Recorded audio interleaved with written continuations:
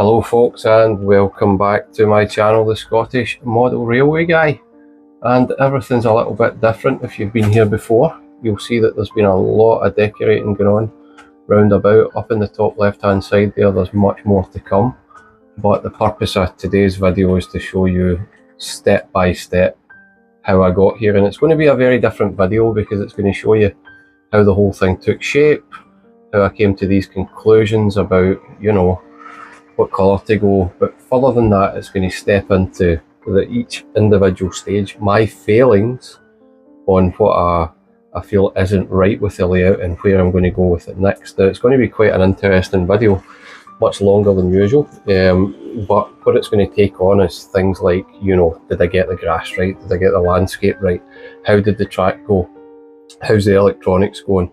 And where should I have started instead of where I'm at just now? It could have been a much easier path with more planning, but nonetheless I got there, and I'd be interested to hear your comments on how this is beginning to look. I think it's beginning to look like a sort of semi-professional model railway. Don't get me wrong, there's guys and girls out there, and I've seen them on YouTube, that do way better than this. But for a total amateur, having picked this up roughly at this time last year with a bare bones loft, it looked like,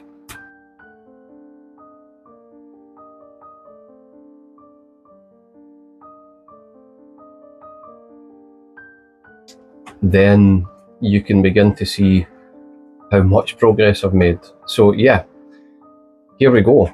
Now I'm going to step into another video right now, and the purpose of this video is to show you the full layout for the first time ever. Now I'm showing you the full layout for the first time ever because it was never really completed. Now I'm going to show you the bit that nobody has seen yet, which is down into a look at the loft, which will be dealt with at some point, but you can see we've got much more to go yet. Following that, the real question is, did I get the layout right? So if you hang on a second,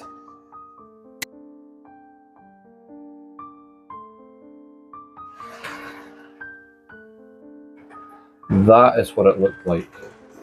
So when it gets to the beginning stages, and I'm just going to flick back a second again,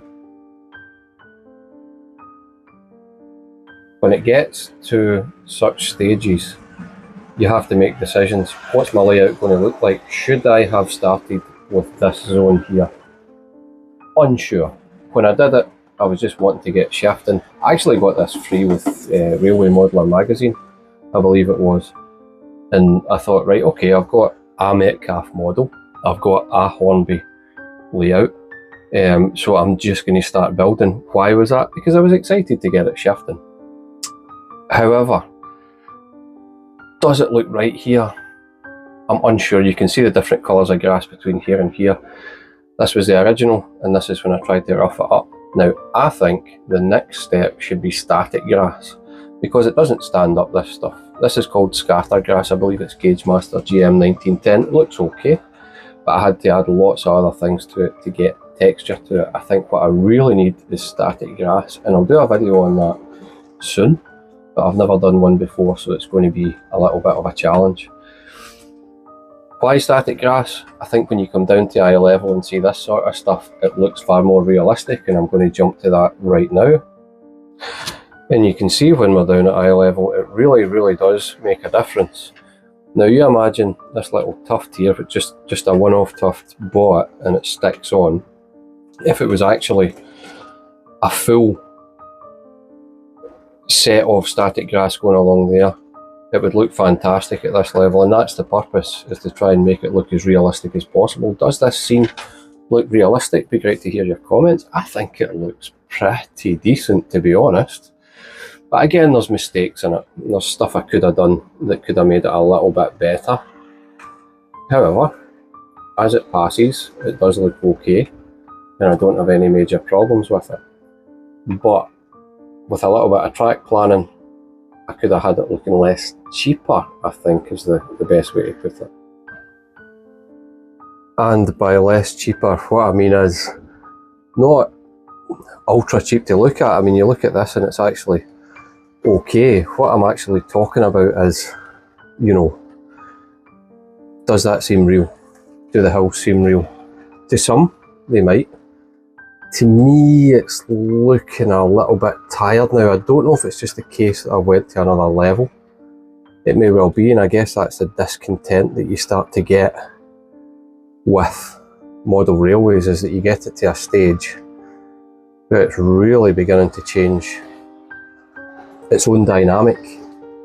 And by that I mean the standards you've set on your path begin to go up and up and up as your scene begins to develop.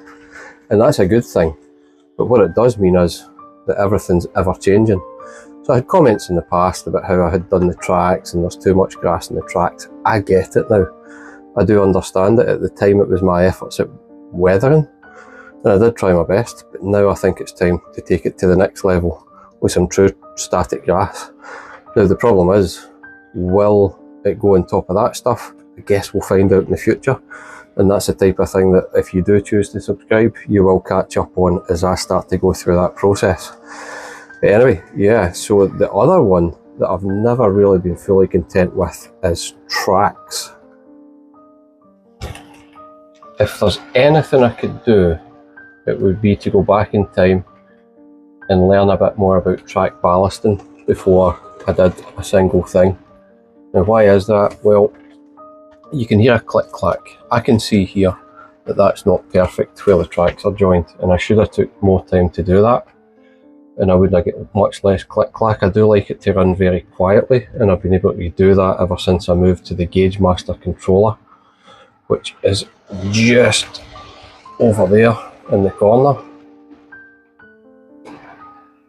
And I'm trying to be as smooth as I can with this so I don't make a terrible video. But yes, the tracks are okay, but I did rush it. But I guess the other thing I did do in my rush was also not to consider how it's all powered.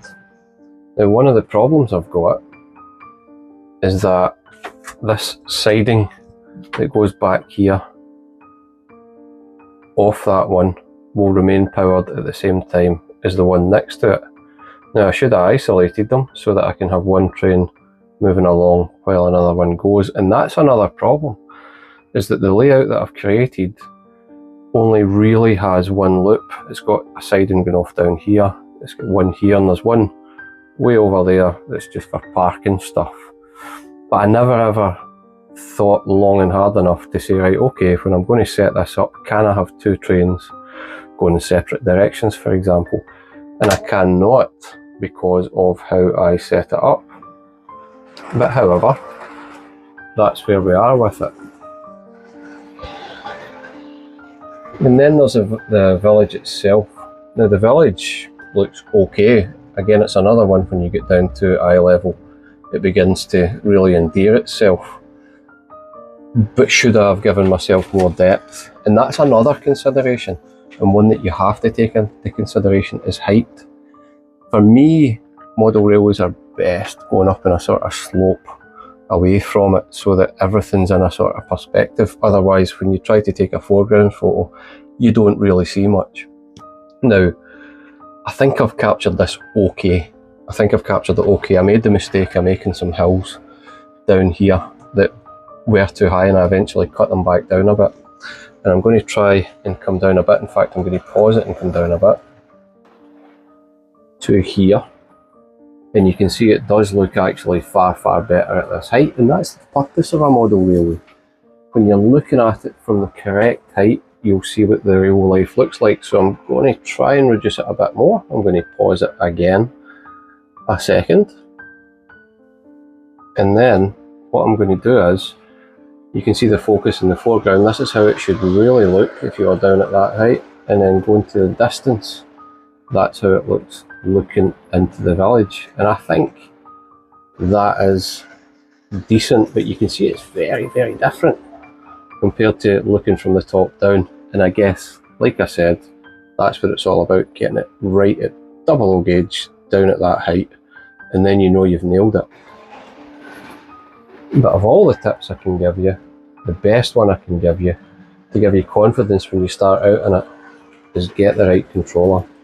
So only recently I made a video that sort of played off these two controllers. This was the one that came with the Hornby setup, and don't get me wrong, Hornby, I absolutely love your stuff. I think it's fantastic. I really do think that Hornby's a great company doing great things, no doubt about it whatsoever, because when you get down and see the locos at eye level, they look amazing.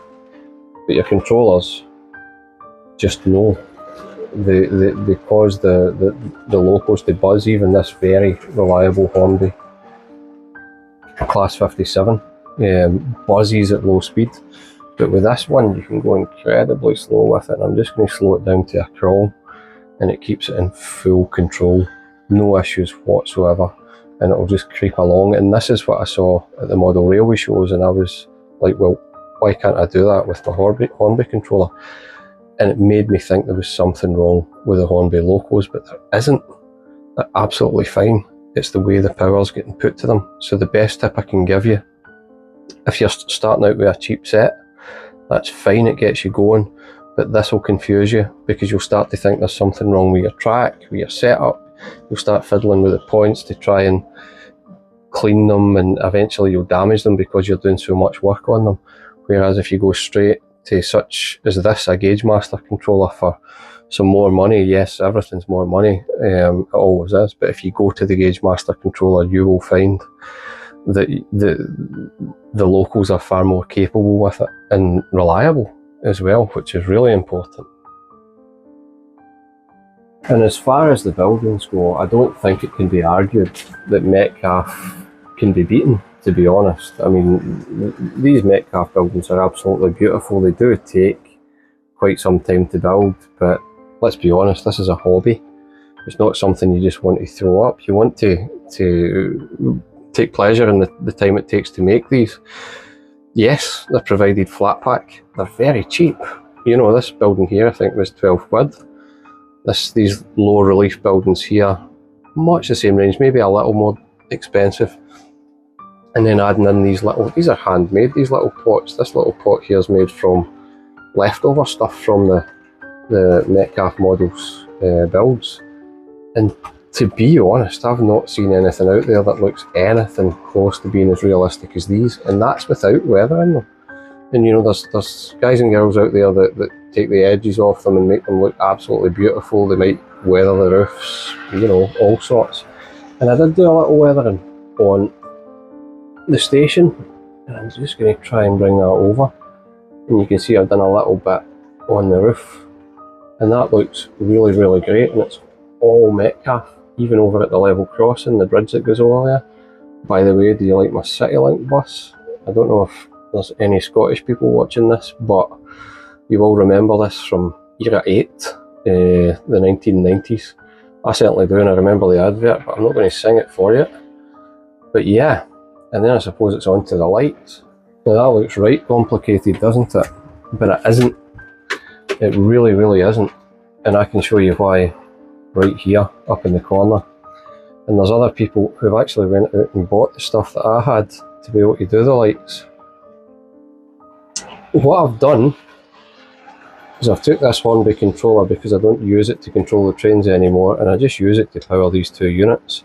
If you want to know how to do it, that's absolutely fine. The video is there. It's one of our most popular, well over 10,000 views now. And what I've done with it is all these lamps here, the lights inside the buildings, the zebra crossing, blinking lights, I'm not sure if you can see them blinking, and all the way down here, going towards the church, is more lights, all powered from the Hornby controller. And I guess all I really want to say now is if you really want to finish it off, and I haven't, if you really want to finish it off, then the decor is important. Now, even in a very tight space like this that I've got in my loft space in my house, I've managed to put together a U-shaped setup. Yes, it's shorter on this side. The purpose of that is so that I've got an area to work off over to my left hand side. It goes way down the right hand side, probably for another 6 to 8 feet and then back up. Do you know what? I've never measured the total length of track, but an off the head calculation would have it at 30 feet, I would say, all in. It depends, it can be quite deceiving. But in this short space, I'm able to make a track that takes the train quite some time to get back up. Did it cost a fortune? The locals did. What I did was I bought it in stages. I started off with a £40 box that I got off a gum tree from somebody up in Glasgow, and just started going from there. And then I got the Coca-Cola train set. You can see it up there, and that's when it really took off. And this whole thing started with the Coca-Cola train set, which you're going to see now.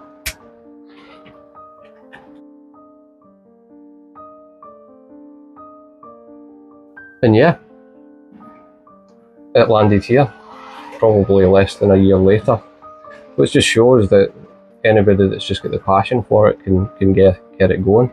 But yeah, before I go, if there's nothing else I can offer you in advice, is to make sure you get your decor and your backgrounds to a place. Are they perfect? Nothing in my layout's perfect. There's people that spend a lot of time getting it perfect, and I've got nothing but admiration for them. But I don't have that kind of time. I'm nowhere near retirement age, although some would argue. But however, that's where I've got to. So I think I'm going to wrap it up there for today. There's been a lot of things I've talked about with regards mistakes, what I could have done better. But ultimately, if you keep going, then that's the only thing you can do. That's the path to take. Keep going, keep improving, and keep taking tips from all the other team that you see around about YouTube. They're always there to help, and they're absolutely fantastic. So thank you folks. If you've never been here before, please do subscribe. I would appreciate it. If you've came this far, then well done to you. So you probably should subscribe. If you are a subscriber, thank you very much. I appreciate all the comments and all the support you've given whilst I've went through this process, but there's lots and lots and lots more to come. Thank you again folks. See ya.